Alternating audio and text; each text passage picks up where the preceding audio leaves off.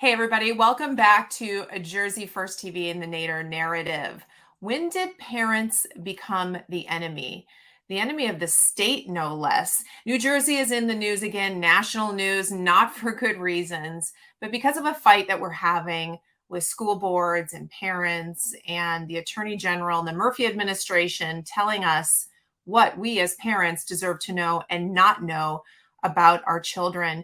It's frightening, but it's been something that's long in coming, I think. And the good news is we have very brave people in influential positions who are fighting this on our behalf. And I want to welcome them to the show today. We have Senator Doug Steinhardt with us, as well as Jackie Tobacco. The senator is, of course, representing the 23rd District in New Jersey. And Jackie is vice president of the Board of Education in Middletown. Welcome to you both. Jackie, I'm going to start with you. Parents versus the state of New Jersey. What is going on? Give us the most recent fight. Middletown is right in the middle of it. What does the Attorney General say to you? We are in the middle of it. And unfortunately, the Attorney General continues to double down on what they want and what they expect from us. And they do not want parents to be notified, basically, if there is a child that is transitioning. And our entire impetus for adopting an amended policy was to really be very protective of the children of all of our students, to keep parents in the loop with anything that's happening with them. As you guys all know, we have, since COVID, we've had an increase in the mental health crisis in schools across the state. And we are very concerned and very careful about how we are taking care of our children in the district. And we found out that our policies that were in place prior to me being on the board were implemented on these guidelines and this policy that we believe was mandated by the state. And we found out that the administration had been put in positions of basically being duplicitous to parents and changing and whiting out names on tests to send home. And when kids needed counseling, we had found out that our counselors, if the kids did not want their parents to know that they were going through a transgender issues or identity issues or transitioning, that our counselors would just tell the parents it's anxiety and depression, just to get them to sign off on counseling. And when we heard that, we were like, this can't be right. Like, is there a law indemnifying us as a district if the parents find out? Or, we started to explore. It took us basically, we've been working on this policy for over a year, trying to get answers, trying to figure out what was the right thing. And when we finally did amend the policy to implement parental notification when a child does make a public social transition and wants accommodations in terms of keeping separate records for their name change or sports teams, or they need clinical counseling, we want the parents to be in the loop. And with that, within 24 hours, as you know, we were sued by the state. It seems like such common sense that it's crazy that we're even having this conversation, much less that the state senator made the move to come against these boards to say, no, this is discriminatory. Parents don't have the right to know about something so fundamental. How shocking is this to you? 54 years, you think you've seen it all, but you haven't. To your point, it's hard to believe that in 2023 we're actually having this debate. It is contrary. It's not only morally wrong, but it's contrary to centuries of Supreme Court jurisprudence that have recognized parental rights and the ability of parents to raise and nurture and educate their kids. Look, the problem with the Attorney General's argument is that it presupposes that parents are inherently bad. It presupposes that parents don't have their children's best interest at heart, that they don't have a God-given right to raise their kids, and that, quite frankly, the state's a better entity to parent your children than you are. They're legislating for the exception as opposed to the rule. Senator Testa tends to be the legislator to whom I'm personally closest, to whom I think I'm most politically and philosophically aligned. When we're watching this unfold, and in the districts in Monmouth and in Morris counties, we got to talking, the two of us. We're trying to figure out, since we represent over 400,000 people between the two of us in our respective districts, how we could lend a voice and try to interject. So we filed a motion to intervene in the DCR complaints, the Division on Civil Rights complaints against the school districts, and for leave to file amicus briefs and try to have our constituents' voices heard as well. And we're very grateful for that. Yeah. Thank you. I know we've been joined by a lot of our Republican legislators, all of whom are kind of coming at, or many of whom I should say, are coming at it from different angles, proposing legislation to codify parental rights, to undo policy decisions or curriculum changes that were made by a rogue Board of Education, State Board of Education. So a lot of people coming at this different ways, but all of them sort of aligned about one fundamental principle, and that's the right to notice the parents and the rights of parents to raise their kids. Fundamental principle. You're absolutely right. Jackie, the senator brought up something about really a minority issue in a lot of ways, minority situation. We are now in what I call the tyranny of the minority. So, Jackie, your Board of Education really should be focusing on, and I'm sure you're trying to, learning loss, issues left over from COVID, basic things, reading and writing and arithmetic that our kids are missing out on or have missed out on, and just our ability to be competitive and be one of the top school districts in overall public school systems in the nation again. Instead, the tyranny of the minority is focused on and pushing you to focus on this policy. And to make it even worse, it seems like the Attorney General is saying that very minority of parents, who knows, the tiny minority that may be abusive to their children who are choosing to transition or do something, let's legislate to them. So this is where we find ourselves, Jackie. Are you able to even focus on the issues that really affect the majority of children? Yeah, I mean, I'd like to think that, I do have a very effective, productive board. And we're one of the biggest school districts. We have 16 schools. I mean, I feel like we're constantly busy, but this is a huge distraction, and it is a huge, we just started school, and we are already faced with questions, and we are under an injunction where we cannot amend, we can't repeal, and who knows when we can go to court. I mean, Senator Steinhardt could speak better than I can about when we might go to court. It could be years. And I actually have a little bit of an update for both of you. I'm not even sure Senator Steinhardt knows this yet, but last week, Hanover Township Hanover District went to court with the AG over their policy. Their policy was different than ours. They were a parental notification policy, whereas our policy was transgender policy 5756, right, which most of the districts adopted. And when they put together their parental notification policy, they were also sued. So they're the fourth district that was sued. In the court proceedings, the state admitted that policy 5756 was never a mandatory policy. We were all under the impression, and we were given that policy as a mandate from Strauss SMA through the Department of Education. And we thought we were being sued because we amended a mandated policy. That was almost the general feeling across the state from everyone who's read the brief, who was at court that day. So anyway, this information came out in the court that day. Last night, Hanover met, and they had a special meeting, and they made a motion to repeal policy 5756. At the same time, the AG filed a motion to enjoin policy 5756 with Hanover's parental notification policy. So we're just in this complete chaos. And I've talked to I would say at this point, I've talked to over 20 different Board of Eds across the state. And they are all making moves now to repeal 5756 because it's a liability for them. They don't want to be sued the way we were sued. Right. And so now we're at the point where, okay, all these other districts are going to be allowed to operate without a policy, and we are under handcuffs until who knows when, and the DCR could take forever. We did file an appeal last week. We have not been notified of any kind of date to meet in court for that. So, it's basically, like you said, it's a huge distraction. We have much bigger issues to focus on with our children. Again, this is speaking to a very small percentage of our students. Right. My biggest concern in our district has been, my platform has been special education and trying to really shore that up. And that is about 25% of our district. And the numbers are growing since COVID of kids who are being diagnosed with special needs or learning loss or delays in language. And we have crises on our hands. We really do. We have a big mess to clean up from the COVID lockdowns. And this has become just all encompassing for everyone. And it's hard to as much as we do focus and we work and we're making changes, I mean, it's really pressing and concerning, because we also could be in court and building up legal fees for, years. And we didn't ask for this. We really thought we were doing the right thing. We notify parents for everything, every single thing. And we want to take care of these children. This was not, we've gotten death threats. We've gotten accused of being anti-LGBTQ. I've gotten called a bigot. I've gotten called a million names. We did this policy really to be protective of children and to not let them go through something alone.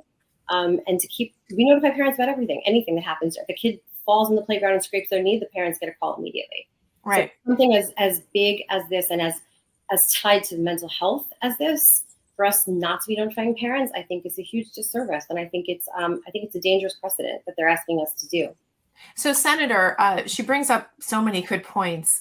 Why is this happening? If I'm cynical, I'm saying this is our slow march to Marxism, right? We destroy the nuclear family, we separate parents and children.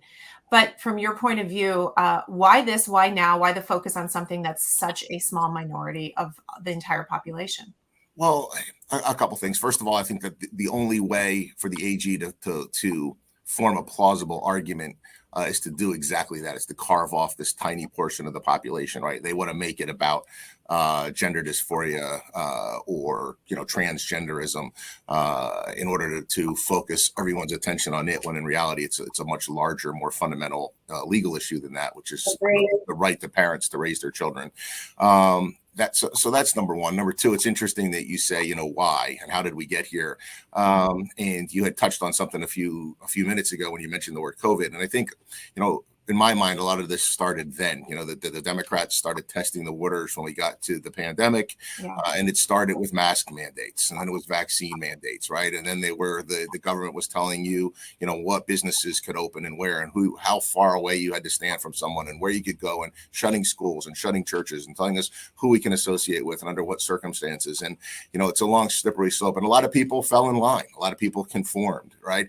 And the danger, obviously, of conforming is then you empower the folks that are imposing those regulations. So now we've kind of gone from there to the state starting to impose its jurisdiction, if you will, or its will over, how we mold our students' bodies, what we put in their bodies, and now how we mold their minds. So, I mean, I think it's been coming for a long time. It's not, to me, unlike what we are watching unfold right now in New Mexico with Governor Grisham, simply throwing the Constitution out when it doesn't conform with what it is that your agenda or what it is you're trying to do. Those are the very types of battles that we're facing here in New Jersey. It's why the work that Jackie's doing in Middletown is so important. It's why, Elizabeth, the work that you do, trying to shine a light on all the things that we need to be doing as New Jerseyans in order to protect our families and protect our interests, are so fundamentally important. That's why Senator Testa and I took the steps that we did. There's an election around the corner. If you want to change the tide here, if you want to change the course in Trenton, then we need to speak with our votes. We absolutely do. I want to play a video that, Jackie, you put on your Twitter, and I'm only playing the little part of it. And I encourage everyone to go to Twitter and find this video, because when we talk about the possible impacts of not notifying parents, not notifying guardians of a child who's going through something like this, the impact can be devastating. And I want you to just quickly see, it's a few seconds and you need to go watch this longer video, but this is testimony given by a grandmother in Virginia about her granddaughter, Sage, who she knew had mental health issues, who she knew needed help, and who she was working with until the school decided to stop informing this grandmother of Sage's decisions. And it resulted in horrific things. It resulted in sex trafficking. It resulted in kidnapping and rape and all kinds of things for her granddaughter. Just watch a few seconds of this. Transparency ended in August of 2021 when Sage started high school. She started a public high school, and she told me that all the girls there were bi, trans, lesbian, emo, and she wanted to wear boys' clothes and be emo. Because I saw it as just a phase, it was fine with me. But at school, she told them something different. She was now a boy named Draco with male pronouns. Sage asked the school not to tell me, and they did not tell me, even though I informed them of her mental health history and medication. If I had known, this would be a much different story. So the story continues, Jackie. You know it well. You've heard it. You've seen it. You posted it. This child went through horrific things that probably will destroy her life. She was not given the help she needed because her guardian was not informed. We have to look at real world consequences here. Jackie, what this can do to families, what this can do to children is the opposite of what the Attorney General is saying. We're actually removing protection from children when we take parents out of the equation. I mean, I fully agree with that statement. That story is heartbreaking. It's very hard for me to watch again. And I can, being on the Board of Ed and knowing how we had been functioning, although thank goodness we've been closed for so long of those years that the policy was implemented. Yeah. It's very easy to see how that happened, because the overarching theme of the administration and of the advocacy groups that are fighting us has been, you affirm at all costs and you demonize all parents to protect the one parent that might be abusive or might not accept. And we don't function like that on any other issue. Schools have worked for decades and longer on dealing with parents who might be neglectful, abusive, there might be domestic violence. There are safeguards in place already. The state has obviously safeguards or alternatives or investigations that happen when there is a claim of that. So we are literally treating this as if it's almost like that's their main thing is affirm, and do not tell the parents. And I just can't see how that is protective of the child. I think, especially for Middletown, I mean, I've heard from so many parents, parents of young kids with tears in their eyes who are, saying, we've come a long way. Parents are not necessarily, neglecting or abusing kids who might be in the LGBTQ community.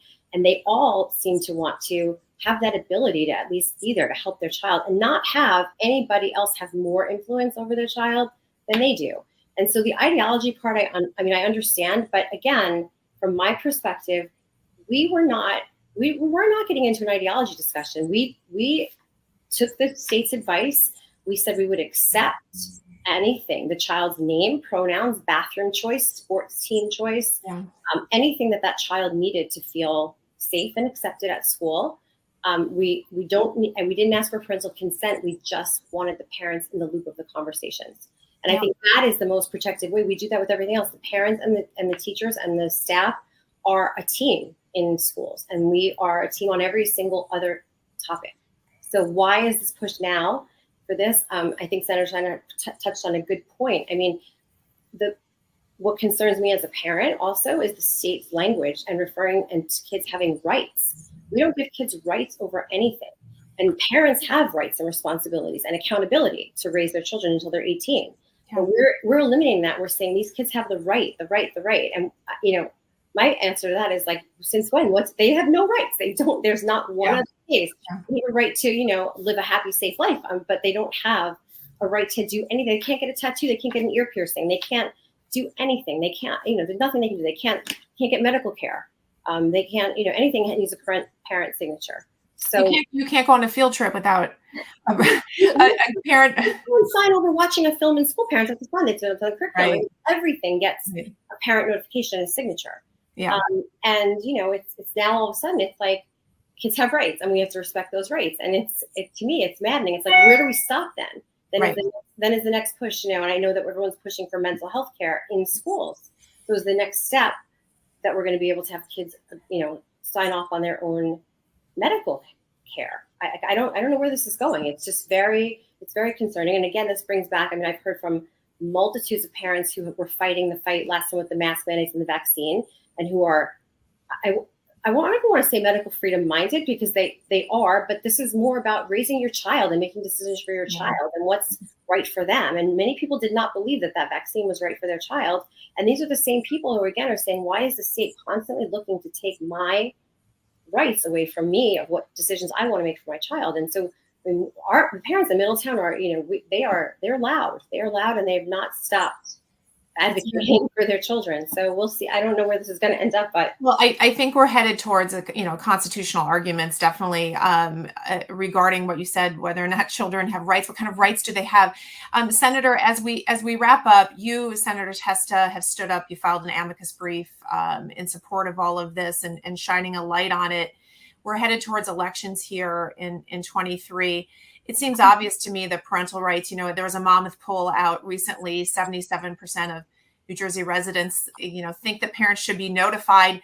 Is this not the issue of the day? I mean, how are we seeing bipartisan support, Senator? I want you to say yes so desperately. I hope you say yes. How is this not just common sense? Yeah, I mean, I think we're starting to, and I think you have some members of the Democratic caucus that are a bit concerned with how far left the Democratic Party has gone, but without even having to politicize the issue of children and parents' rights. I mean, the fact that it's simply just illogical and fundamentally wrong. But the problem is, you have to talk about where the solution lies. And I think, and I'd alluded to this once before, New Jersey is just a crazy place to practice politics. I mean, I think we've all gotten numb to, runaway spending. We've become a little numb to the occasional, corruption. But when you start meddling with people's children, when you start interfering with their families, when you start telling us how we raise our kids and what we do with them, I think you sense the kind of pushback that people are getting. It's an issue that we don't need to embrace. We have to embrace. I don't know how else to say it. So, it's why I think you find so many people rallying around it. I think why you have some confusion on the Democratic side as to what they're going to do with it. Their parties kind of led them to a dangerous precipice. Some of them have jumped in, like the AG, with both feet, and other ones are kind of lingering around the edge, trying to figure out what to do. As Republican legislators, with the entire legislature up for election, school boards across the state is something every one of us should be focused on. I know we are, and as a parent of two children, 20 and 25, I worry about what decisions they're going to be faced with when they have children someday and have to raise them. So, this is our fight to be had now in 2023. The school board here on Zoom, wherever we got to do to share the message. So thank you for letting me do that with you today. Well, thank you. And I know you've been in public service for a long time. Jackie, Senator talks about finally, you can do a lot to us in this state, but when you go after our kids, and I know, Jackie, that's one of the reasons you ran for school board. I'm sure it wasn't something you dreamt about when you were young. I have no idea. Here you are. Yes. And so you did that. You stepped out to protect your children. I know your slate is up for re-election. Can you share with everyone how they can support you? Yeah, I mean, definitely trying to get the word out. We are up for re-election. We are being opposed by a slate who was at a fundraiser with Governor Murphy in Middletown last week. So they are politicizing. They are, two NJEA teachers. We believe that they have a lot of funding, and we believe that's part of the every board that I've talked to so far seems to have an NJEA funded slate opposing them to get back into controlling the Board of Eds. I would say to everybody, I mean, obviously not just Middletown is watching this, but I would say to everyone, please concentrate on your school board elections, because we do make policy and we do have some local control that we keep fighting to maintain. And we've been lucky enough. I mean, I have to say, I'm so grateful to the senators for listening to my pleas and to jumping in with both feet on this and taking a stand and taking an authentic stand. And their words have meaning. They're not just jumping on the bandwagon for their elections. They have dug in and have done the work. So I appreciate that so much. A lot of people are just showing up for pictures and not really doing the work. And both Senator Steinhardt and Senator Testa have really been allies for me, especially. And I appreciate it so much. And I think that is the only way we can continue to push back. And I think, and I know I've been told this is a low turnout election, obviously, so we just need to keep encouraging everyone. Like, I don't think I've said this before, I think that this is a watershed moment for parents and parenting. And I think if we don't push back now, I think that we're honestly done. I honestly feel like that's it. Like the state, Murphy's still here for another few years, and we will be faced with more and more encroachment on what goes on in schools. And so I think parents really do need to take a stand and stand up and support their boards and or change their boards. If the boards are not supportive, then change your board right now. I mean, everybody needs to vote. But Jackie, you're so right. You are absolutely so right. And so we wish you the best. We'll be watching and supporting you guys. No surprise that the NGEA is working hard against you and others, and everyone needs to pay attention to what their board is doing and also look at their legislative races. So to both of you, the absolute best. We expect to see you both reelected. We need you guys continue to fight. I know you could be doing other things with your time, but if we don't do this now, I'm not sure what the future looks like for our kids. So thank you to you both. We'll have you back. And to my audience, look into your local board, see what they're doing, step up. You don't have any time to wait. We will see you guys next week. Thanks so much, Elizabeth. Thank you, Senator.